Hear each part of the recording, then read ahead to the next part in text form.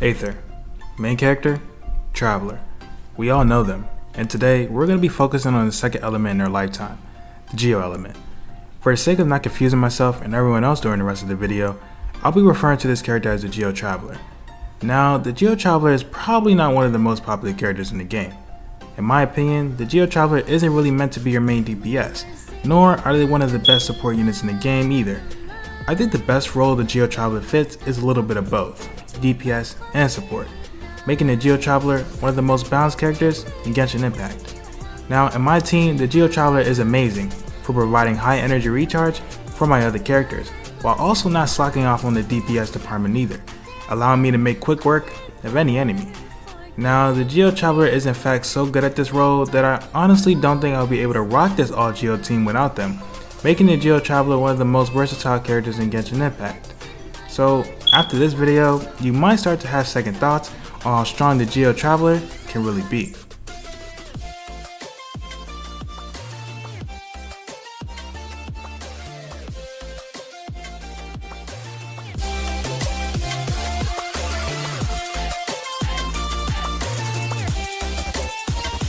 Now for the Geo Traveler. The weapon I currently like to use is the Favonius sword. Now this sword is absolutely insane for getting energy for any character who uses it. When you combine the substat of energy recharge together with the windfall effect, which basically gives your crit hits a percentage to generate a small amount of energy particles when you land a crit hit. Now, since my Geo Traveler is mainly a battery for my all Geo composition, this sword allows me to not only gain energy from my Geo Traveler, but this also helps the energy recharge for my other Geo element characters that are in my squad. Now, making this my top choice weapon for the Geo Traveler was an easy choice.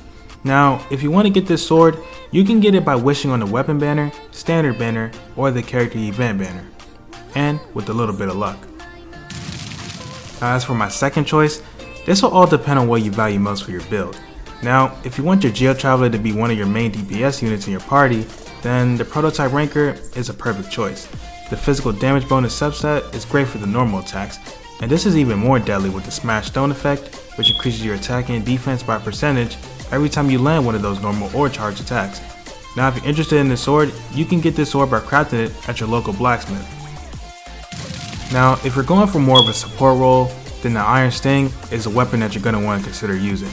Now I'm not a fan of the Elemental Mastery substat, mainly because the crystallized elemental reaction for Geo characters is probably the worst one, and it feels very inconsistent at times.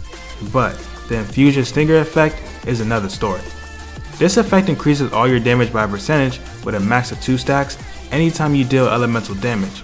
This is great for the Geo Traveler in a support role because you'll mainly be using the Geo Traveler skills that deal Geo damage, allowing this sword to grant you a nice damage boost. Now, if you're interested in this sword, you can also craft it at your local blacksmith.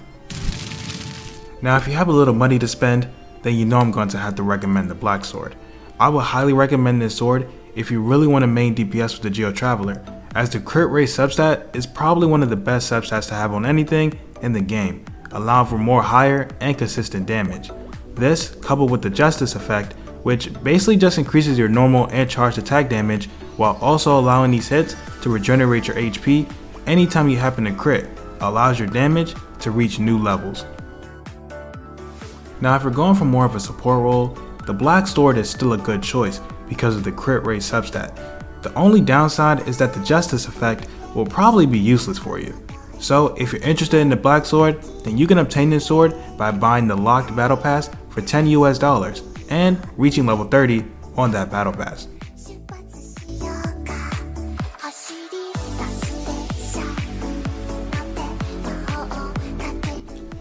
So now it's time to touch into the artifacts. For the artifact sets, I decided to go with the 2-piece effect of Noblesse Oblige and the 2-piece effect of Archaic Petra. Now I wasn't too sure on what would be the best 4-piece effect, so I decided to just go for the sets that would give me the extra damage in the departments that I would be primarily using.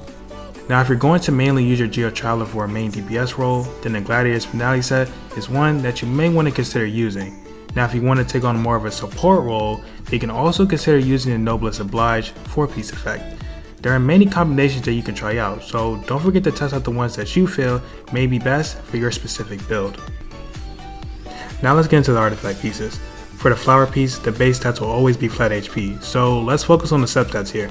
For the substats, you're going to want crit rate, energy recharge, crit damage, and attack percent. So Elemental Mastery isn't really good for Geo characters, so it's not something that's really needed.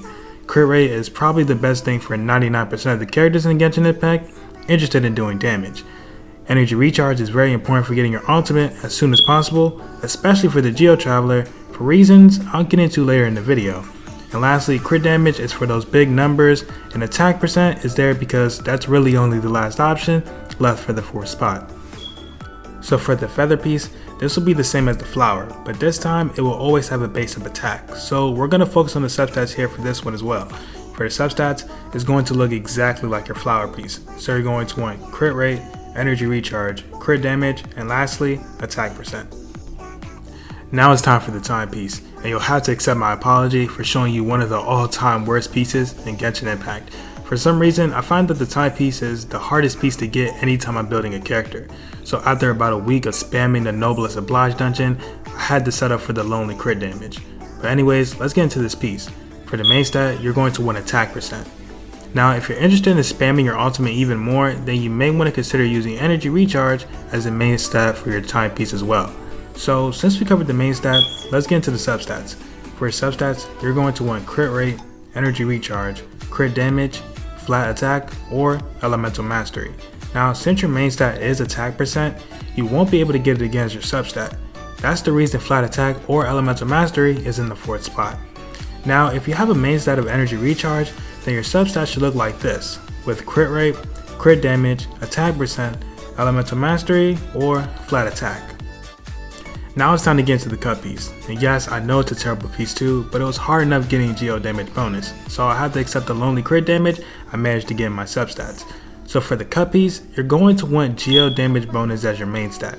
It's just the best main stat since you'll mainly be using your elemental skills and ultimate in a support role.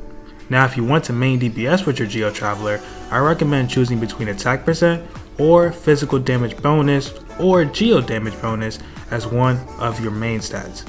Any of those would be excellent choices if you plan to main DPS with your Geo Traveler. Now let's focus on the substats.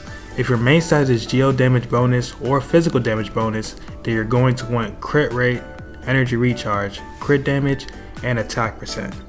Now if your main stat is attack percent, then your substats, you're going to want crit rate, energy recharge, crit damage, flat attack, or elemental mastery.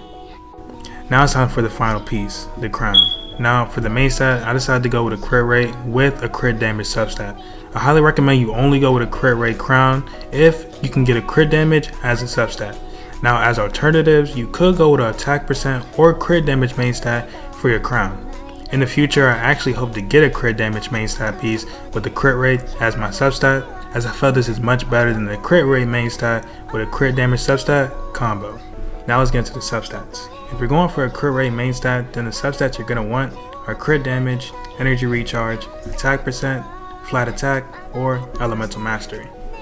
Now if your main stat is crit damage, then your substat should look like this, with crit rate, energy recharge, attack percent, flat attack, or elemental mastery. Finally, if you're going for an attack main stat, then your substat should be crit rate, energy recharge, crit damage, flat attack, or elemental mastery.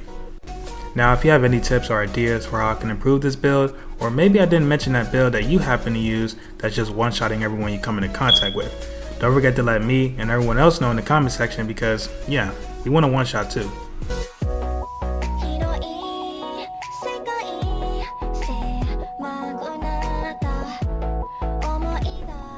Now it's time to get into the constellations. My Geo Traveler is C6, and the good thing about these constellations is that you're able to get them by progressing through the game. Now for most, the last constellation will be available to you when you reach Adventure Rank 46 and claim your Adventure Rank rewards at your local Adventurers Guild receptionist. So let's talk about the constellations now, the ones you'll have if you don't already. The first constellation, Invincible Stonewall, is one of the reasons why the Geo Traveler is such a good support unit. And like I mentioned earlier, it's a reason why you may want to stock up as much energy recharge on them. Word of the Earth is basically the ultimate skill of the Geo Traveler, and I'll be showcasing this in the talent section in case you don't know what it looks like. The crit rate increase is good for any character, and you don't realize how good resistance to interruption is until you played Abyss, making this one of the best constellations the Geo Traveler has. Now the second constellation, Rock Core Meltdown, has the best name, and surprisingly, a really good constellation at that. Since the Geo Traveler has a low cooldown on Starfell Sword and the ability to put up 3 constructions at once, depending on if you don't have any other constructions out at the time, this extra geo damage from the destruction is nice to have. Plus, it's a free constellation like everything else here, so it's free damage and it's always good. Now the third constellation, Will of the Rock, is a level upgrade for Wake of the Earth, the ultimate skill of the Geo Traveler. More levels, more damage. The fourth constellation, Reaction Force, is the reason that the Geo Traveler is the ultimate battery for my all Geo team. This constellation can basically restore half of your team's ultimates by just landing 5 hits. This is definitely one of the best constellations the Geo Traveler has to offer. Now the fifth constellation, Meteorite Impact, is another level increase for the elemental skill, Starfell Sword.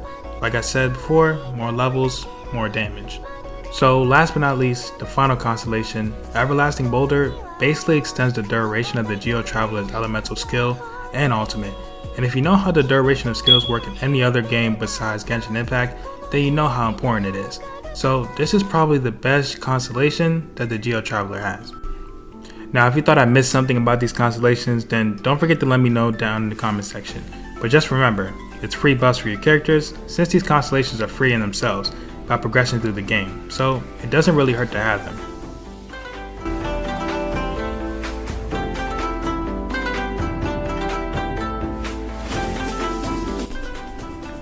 Now it's time for the talents. For the Geo Traveler, you're mainly just going to want to focus on the elemental skill and ultimate. Now if you're going to use your Geo Traveler as a main DPS, then you're going to want to focus on all 3. The reason my normal attack talent is level 8 is because it's linked to the Nemo version of the Traveler. So with more forms of the Traveler coming out, you may end up leveling up your normal attack talent anyway. Now for the normal attack for the Geo Traveler.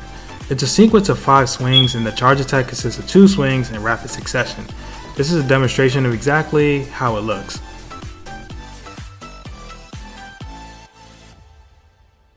Next is the Starfell Sword, the elemental skill of the Geo Traveler. Pressing the skill places the Starfell Sword in the direction you're facing, or if there's an enemy nearby, it may place in the direction of the enemy. Holding the skill down allows you to place it anywhere. You're able to have 3 constructions out at once, depending on if you have other constructions out by other Geo characters. Now, if you place more than that, then one of the constructions will automatically break, so be careful of that. Finally is the ultimate skill of the Geo Traveler, Wake of Earth. Thanks to the first constellation, being inside the radius of the ultimate grants you 10% crit rate bonus and interruption resistance. And thanks to the 6th constellation, the duration of this is increased even further. Now it's time to get into the passive talents. So the first passive talent, Shattered Dark Rock, reduces Starfell Sword CD by 2 seconds, which is amazing because you'll be able to use it more often, which is always a good thing. The second and last passive talent for the Geo Traveler is Frenzied Rock Slide. This talent triggers a collapse that deals 60% of the Geo Traveler's attack as Geo damage. Now the best thing about this talent is that it actually looks pretty cool to do, and it's able to hit more than one enemy when you do it.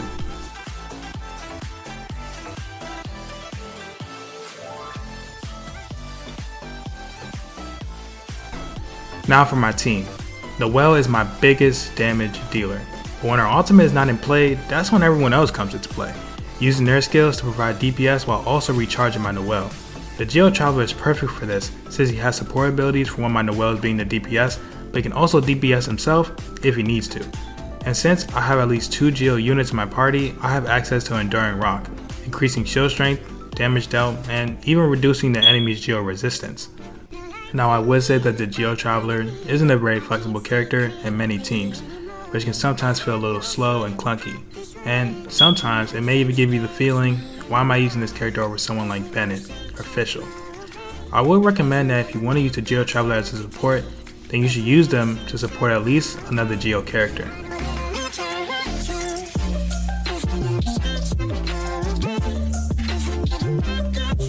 Now you know the Geo Traveler's strengths, weaknesses, hell, you even know their favorite food. But the Geo Traveler is not a perfect character, but they are one of the most balanced characters in the game, providing help in both support and DPS.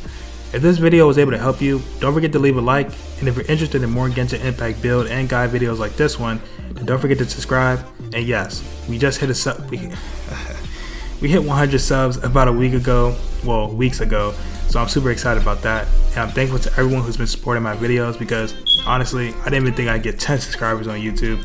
So thanks for watching, and I'll see you guys in the next one.